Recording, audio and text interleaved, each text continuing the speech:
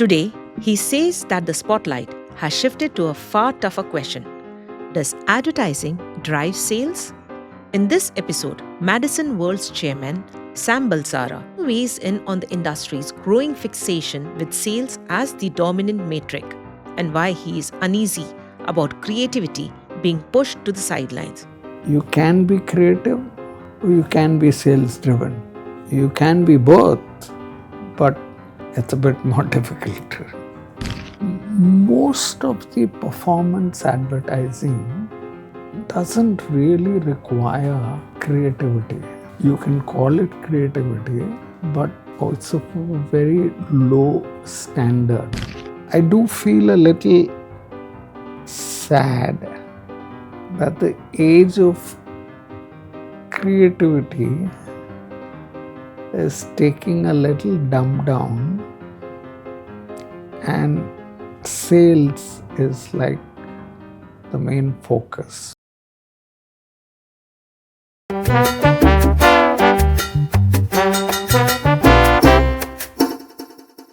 time to speak to me.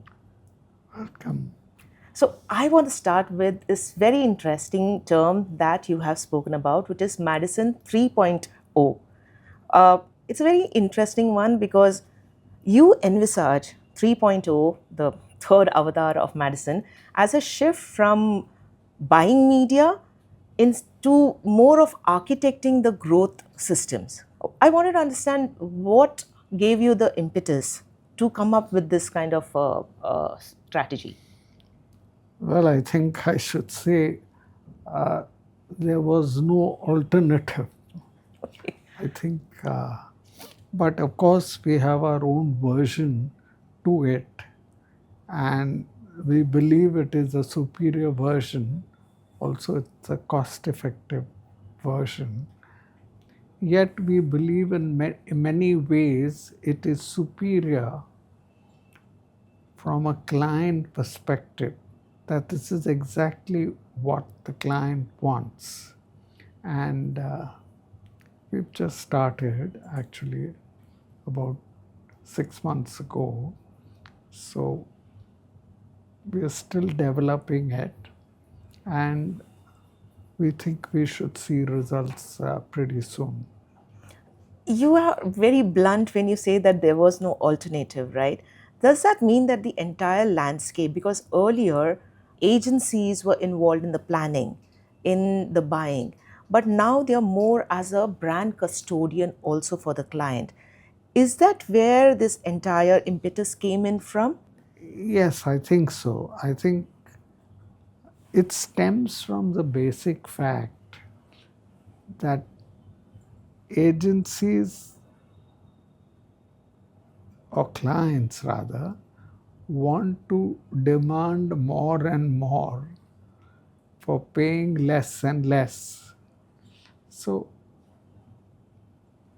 it's a way it started, I think more in the US, probably in France,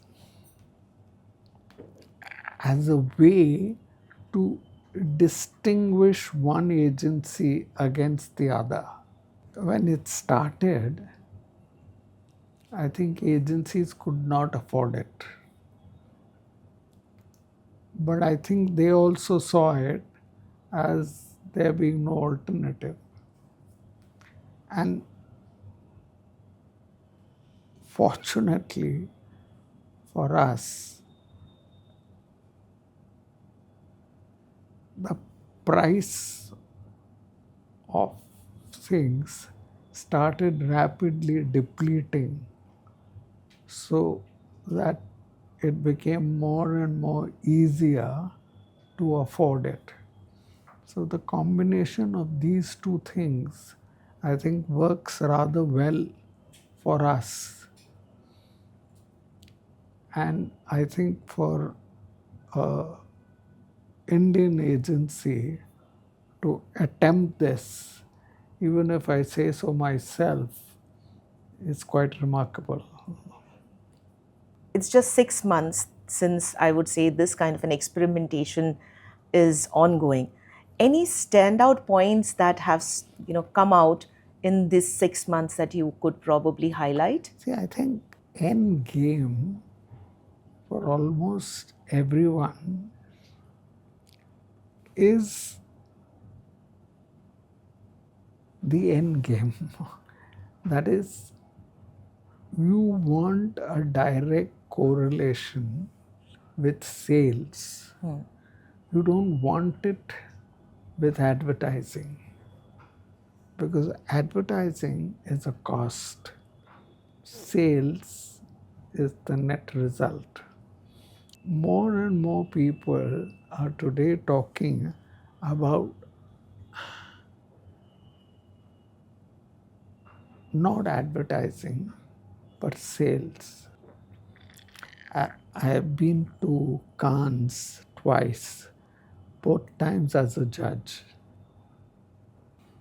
I think 2018 and then some 2006 or something. The entire focus at that time was on advertising. How creative is your advertising? Now, increasingly, the focus is on how does advertising move your sales. If it doesn't, then it's of no use to me. If it did, then it's fantastic. There are more and more believers in this approach rather than the earlier approach of how creative, for the sake of creative, is it. So I think there is a dramatic change in this thinking. People today want sales. Just last week,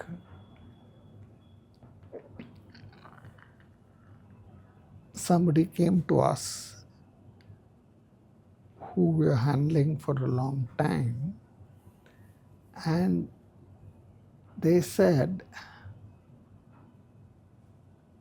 that, yeah, on the face of it, everything is good. But we find that our sales are declining. It's just an example of the current thinking on the ground, led by clients. And if it's led by clients, then there is no option but for agencies also to adopt it. I do feel a little sad that the age of creativity is taking a little dumb down, and sales is like the main focus. Or what are the drivers of sales is where the emphasis is on. So, to that extent, I would say it is a positive move from a client's perspective. Unfortunately, earlier, maybe the focus was a little too much on creativity. The end result of advertising was, what a great ad. Now we are being forced to say, "Oh, what a great sales idea." And that is where we are driving this. You attended Cannes twice, and having visited Cannes in the past couple of years, I echo your thought that the conversations over there have shifted. Um, they're now more about broad-based brand building budgets. They're now more about precision. They're more about measurements. A lot about AI. Um, so it shows, it underlines, what how the industry's priorities have changed. With sales seeming to be the north star.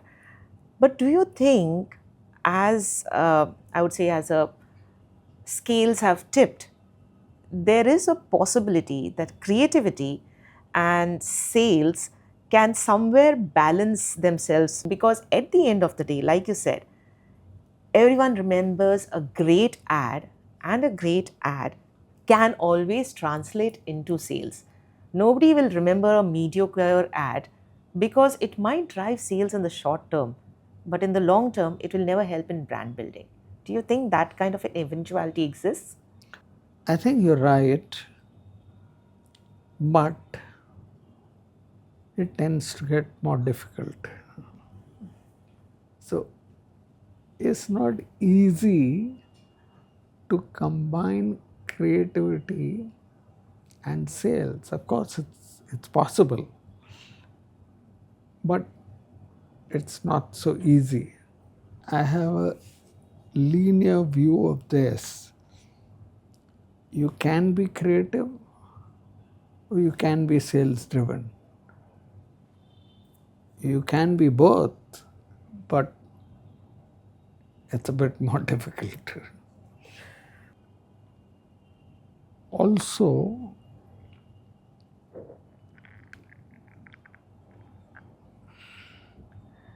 I think in the earlier days, creativity worked much better because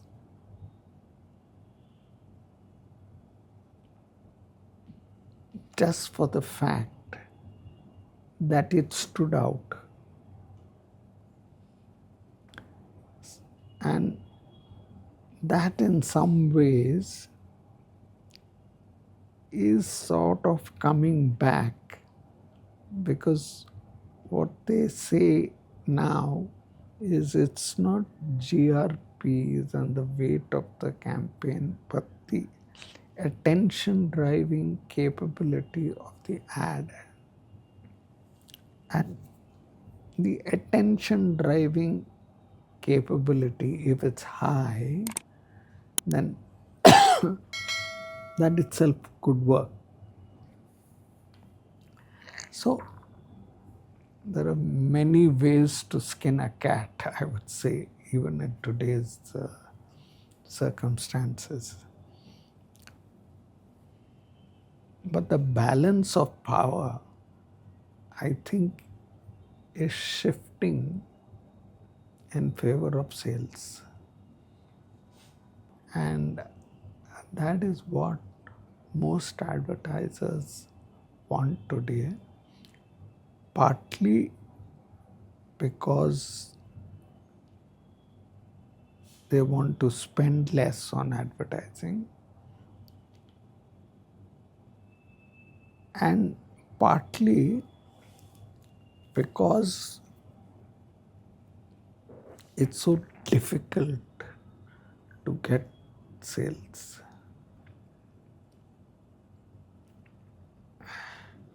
So if a campaign is not creative, that's fine. But if it delivers sales, that's fantastic. And it is also true that some ads which will go unnoticed will drive sales. On the other hand, creative ads may not drive sales. Why do you want to spend money on advertising if it does not drive sales? Of course, it's kind of easy to dismiss it off by saying this is the media agency's problem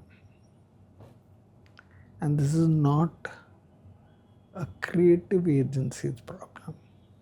But I think we've left that a little behind. I think all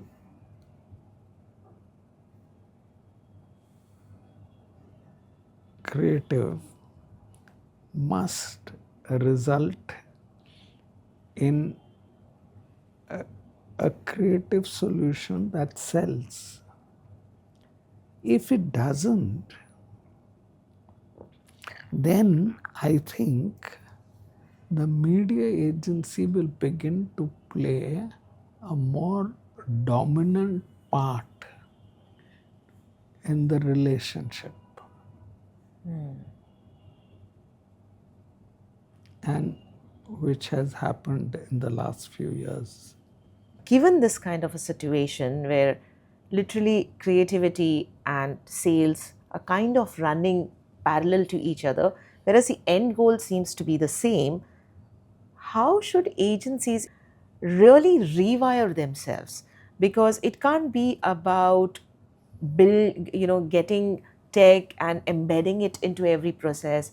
It can't be about aping what the other agency is doing. So what should they do? So, media and creativity were separated a long time ago that I don't even remember. And so, these two sectors within advertising exist today and exist pretty firmly and well. And a lot is talked about performance advertising today. Now, most of the performance advertising that you see in the market today doesn't really require creativity. You can call it creativity, but it's a very low standard. But a lot of that performance advertising delivers. However, I hold the view that if you're going to spend all your $100 on this kind of advertising, that would be an exercise in futility because it will run itself out. You need what I call brand building advertising. It may be in creative building, or it may be in pure performance. A balance should be struck, and that balance is a critical balance because I think if you veer too much in favor of sales, then your brand will die out.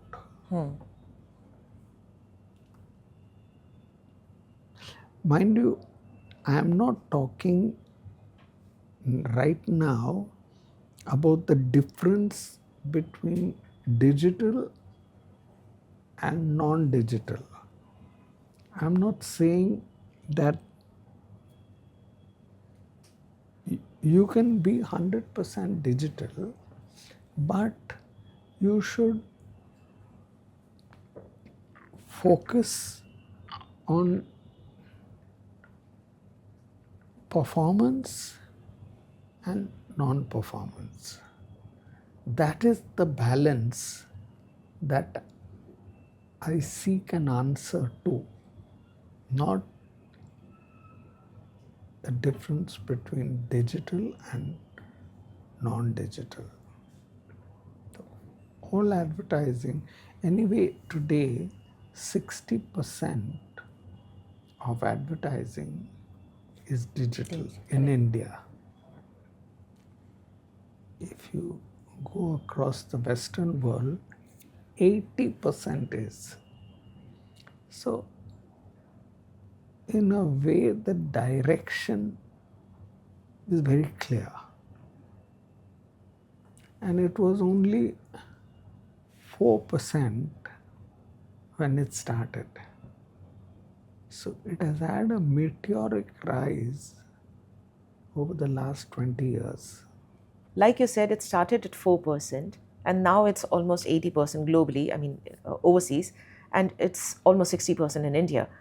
Similarly, traditional advertising also had a similar kind of a pathway, and now it's stagnating, if one were to use that word.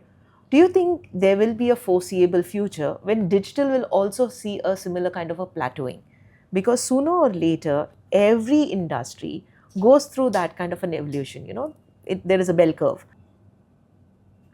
If you asked a lot of FMCG manufacturers, they will still swear by brand building advertising. Correct. So now all FMCG guys won't be wrong. So there is something in this brand building advertising. So even today, amongst FMCG, brand building advertising may be about 50% or 60%. So, but of course, there will be few oddballs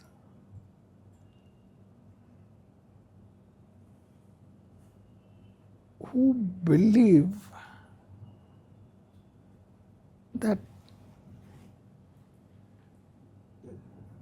I must go digital. So, but I think by and large my answer would be no. Because why is it that even today such a large percentage of digital, of non-digital is coming from FMCG? And to be honest, FMCG advertising is,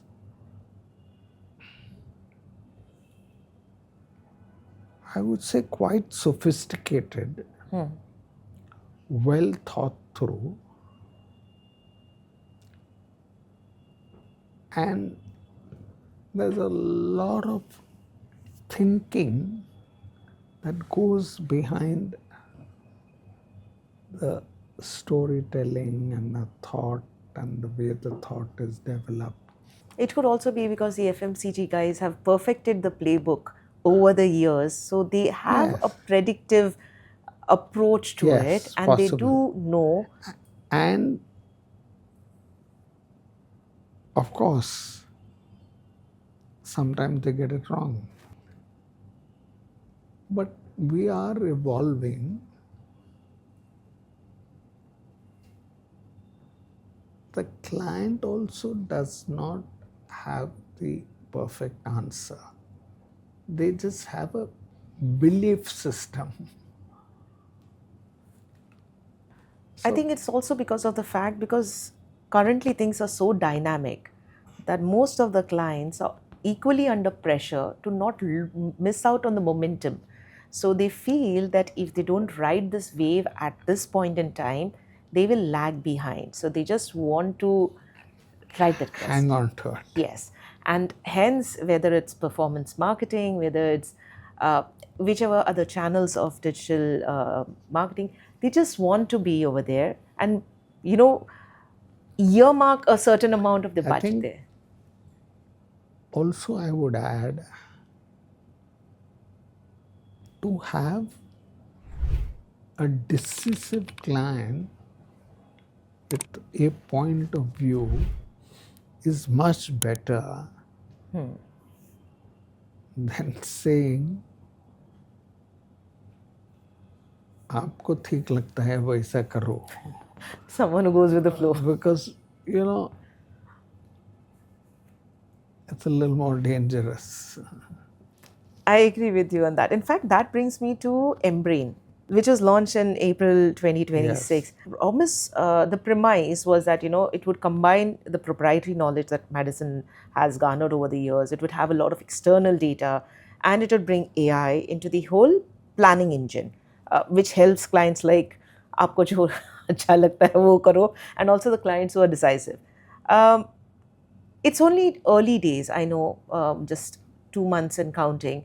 But have there been some things that, you know, since you have started, your team has started working on it, that you felt have stood out, or certain things that you are planning to make iterations on when you come up with the second leg of it in June?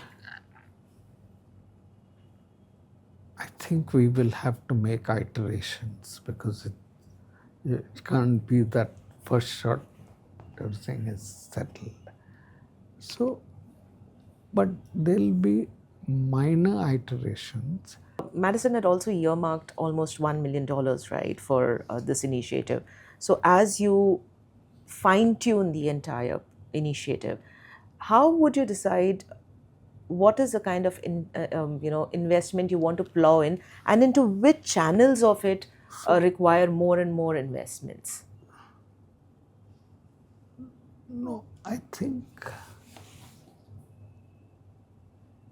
there would not be a channel-wise distribution.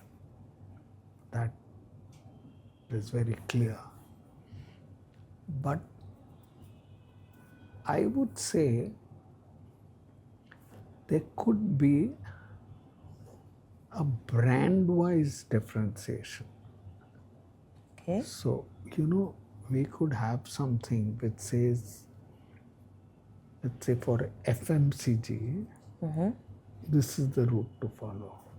This is also quite a departure from how Madison has been traditionally operating. Of course. So, how do you see this kind of an innovative, tech led first thinking into the larger team, you know, right from top down and bottom up? Because it can't be that one team is doing all of it and the rest just have to toe the So, line. the honest truth is that we have 1,300 people. Now, it is obvious that everybody is not going to adopt this. So, it requires conviction at the higher levels to say that no, this is right and we should do it. Then,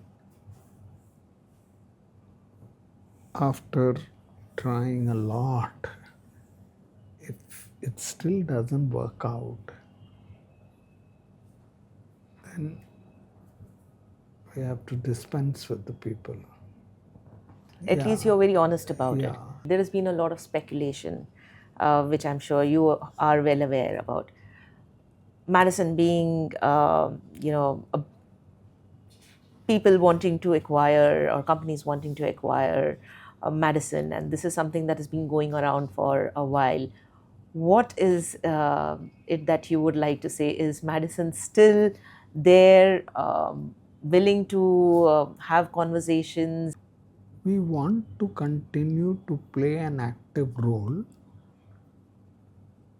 not forgetting the fact that I turned 75 a few months ago. But I think we would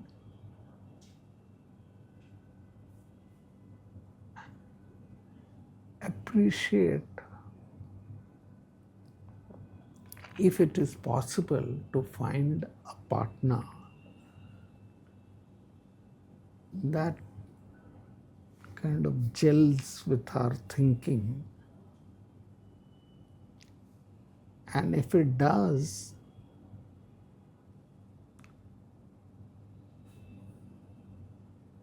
then I don't think price will be an issue. I think the more important thing is, our clients, our people, and finally the promoters. That is how I would put it. And nothing new about it. I've been saying this for a long time. Well, I hope to hear some interesting news on that front very soon. But thank you so much for taking the time to speak to Campaign. It's been an Welcome. interesting.